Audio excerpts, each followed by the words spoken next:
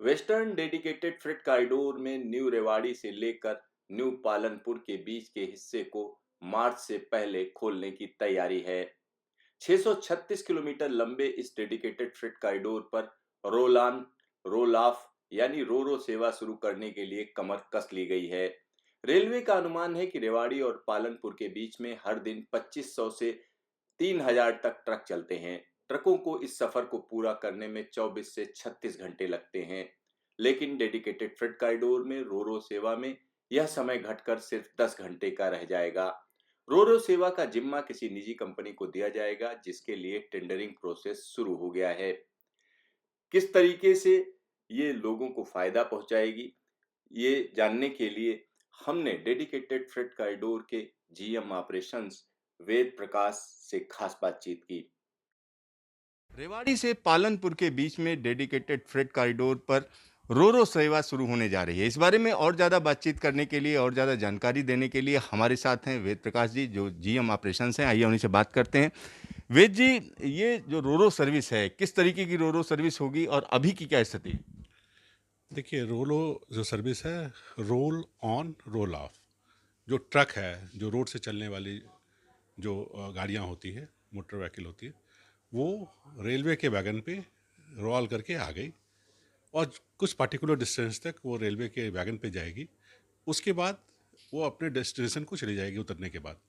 इसका मतलब है कि डोर टू डोर जो डिलीवरी का जो कॉन्सेप्ट है, वो हम लोग कर पाएंगे। अभी रेलवे सिस्टम में होता क्या है कि कोई मटेरियल लेके आया हमारे वार्फ पे, हमारे गुडसेट पे, हमारे पीएफटी पे, वहाँ उसको लोड किया जाता है और फिर उसको ले जाया जाता है किसी एक डेस्टिनेशन पे, जहाँ फिर गुडसेट होता है, जहाँ अनलोडिंग किया जाता है।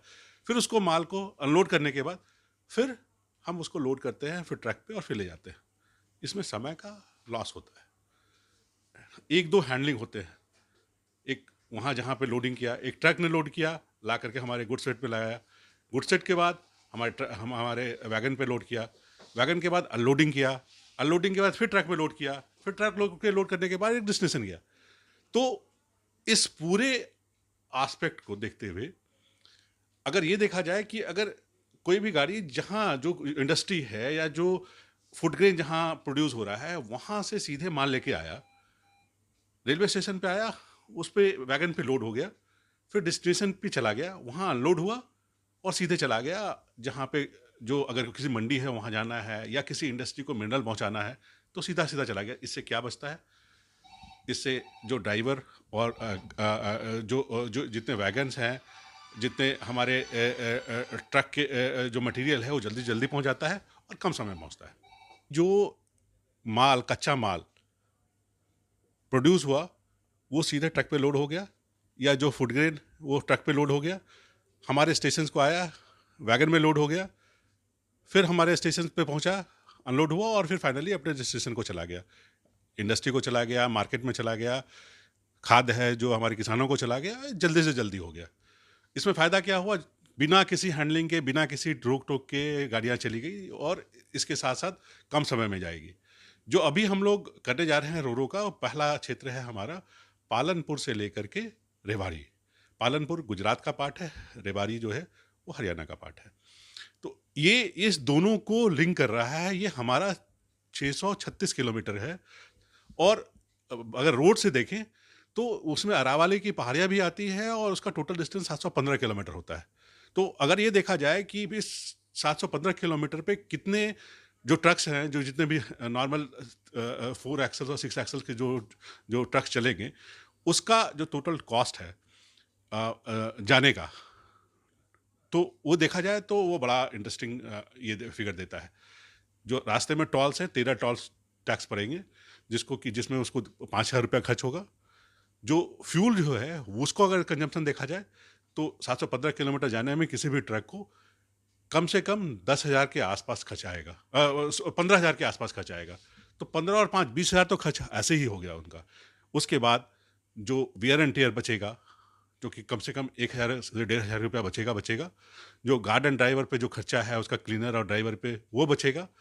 इसके अलावा जो रास्ते के हसल्स हैं ड्राइवर्स के और गाड़ियों के, चोरी का मामला है या फिर जो एक्सीडेंट्स के चांसेस हैं और जो गाड़ियों में डिफेक्ट होता है उसके चांसेस है वो पूरी तरह से ख़त्म हो जाएंगे।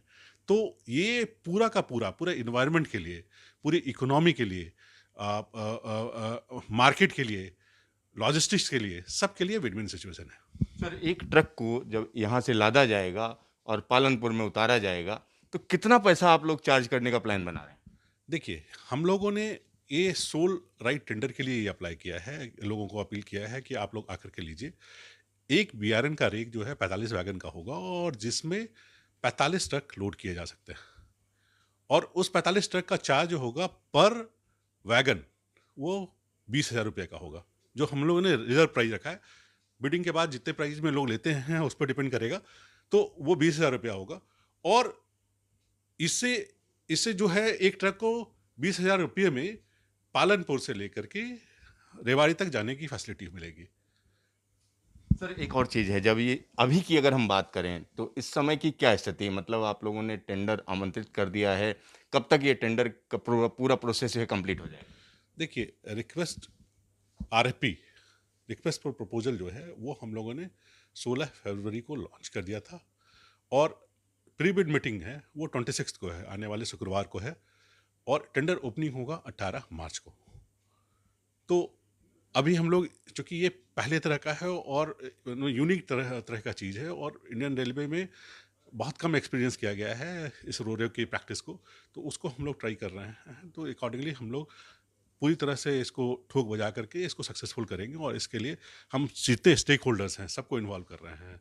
हम लोगों ने पालनपुर में जाकर के मीटिंग की है, रेवाड़ी में जाकर के मीटिंग की है, जो कस्टमर हैं उनसे साथ मीटिंग की है, जो ट्रेडर्स हैं उनके साथ मीटिंग की है, हम लोगों ने लॉजिस्टिक ऑपरेटर के साथ मीटिंग की है, जो इस क्षेत्र में पहले से काम कर रहे हैं,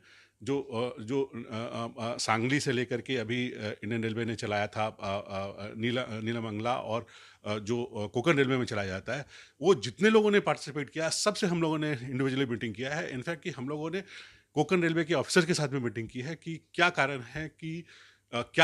है और क्या प्रॉब्लम आएगा फ्यूचर में, उस सब को हम लोगों ने केयर किया है।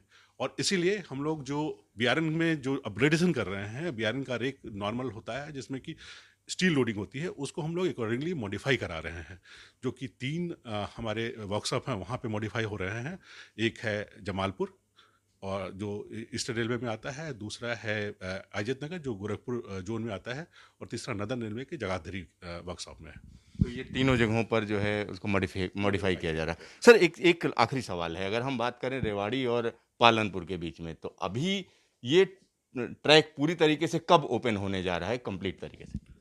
देखिए, हम लोग जो पहले भी टारगेट दिए हुए हैं, ये मार्च में हम लोग करने जा रहे हैं इसको, और हम लोगों का ये टारगेट है, जो हम लोग आरएफपी निकाले हैं, उसको हम लोग इस मार्च के पहले, 31 मार्च के पहले हम लोग इसको इन प्लेस करेंगे।